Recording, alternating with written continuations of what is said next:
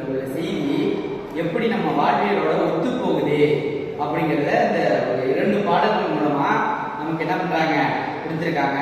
ஒரு வீட்டிலே சவு பறை கேட்கிறது, மற்றொரு வீட்டிலே மன நிகழ்வுக்கான மங்கள ஓசை கேட்கிறது.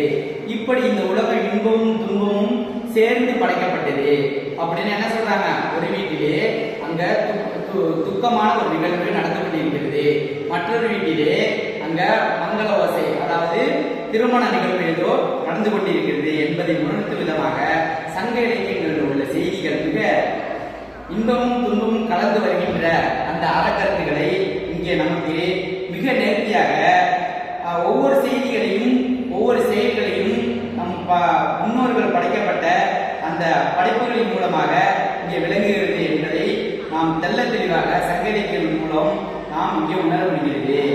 இந்த சிந்தனைகளோடு தான் நாம் ஒன்றி இருக்க வேண்டும். இந்த சிந்தனைகள் இல்லாமல் நாம் ஒருபோதும் வாழ இயலாது என்பதை நம் சங்க இலக்கியங்கள் மீண்டும் நமக்கு உணர்த்தி கொண்டேதான் இருக்கிறது.